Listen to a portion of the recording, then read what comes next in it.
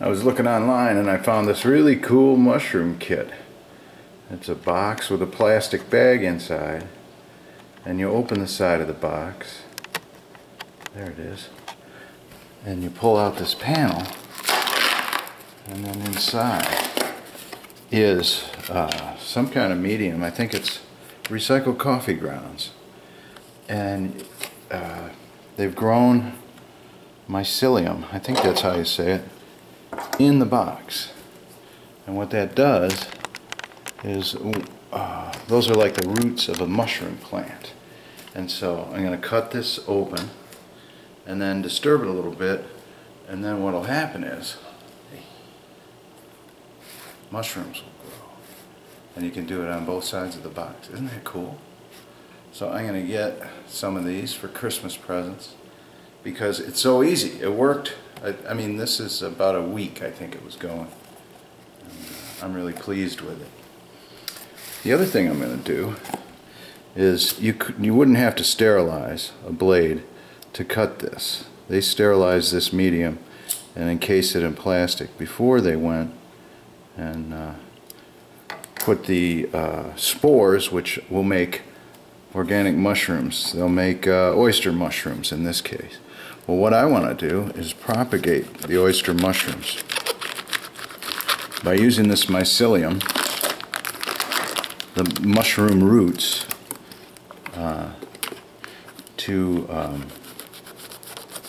don't know what you'd call it, culturize, to grow some more mushrooms in some medium that I've sterilized. There's some quinoa, and here's some regular rice. I poked a hole in it and I boiled these. The hole in the top was to keep the heat from making these jars crack or explode. So what I'm going to do, I've sterilized this blade, I've cut into it, just like the instructions say to do to get mushrooms to grow out the side of the box. See? But what I'm going to try to do, that's probably not going to work now because you got to keep conditions very sterile, and I haven't done that obviously.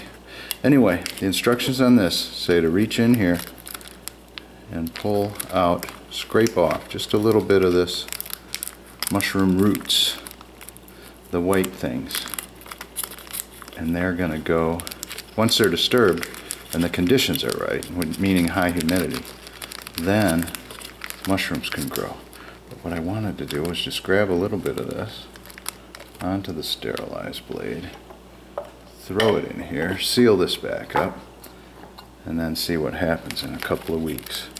Maybe we'll be able to propagate this stuff, the mycelium, to grow in this jar, and then in this jar, and then we'll dump it out in the tray when that happens, so that we'll have mushrooms grow like they do from this little gizmo, the Organic Mushroom Farm. I would recommend one of these products because it works so well for me. You can see I'm not that skilled in mushroom culture, because these probably, I'll follow up on this and post a link, they're probably not going to work because in this moist, sterile environment, any microscopic spores or yeast, anything that gets in there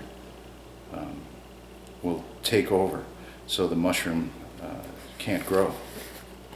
It'll be eclipsed by whatever bacteria or other contaminant is in there.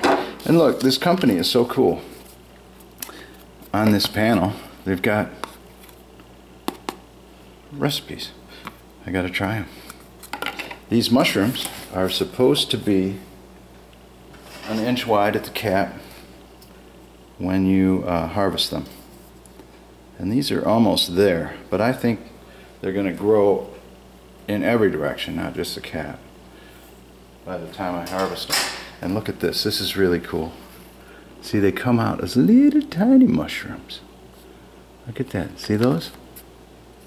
It's fascinating. So, it's got really clear instructions. It seems like a really nice company out of California. I think they're using recycled coffee grounds as the medium. And they'd love to hear from us, so I'm going to send them a link to the video I just made. about how their kit works and how much fun I've had with it, and how I'm going to get some more ordered so that I can use them as Christmas gifts. It's just a lot of fun to see things grow. When you plant a garden, you never get as quick results as you do watching mushrooms grow. Every morning you look and you say, whoa, you've doubled in size.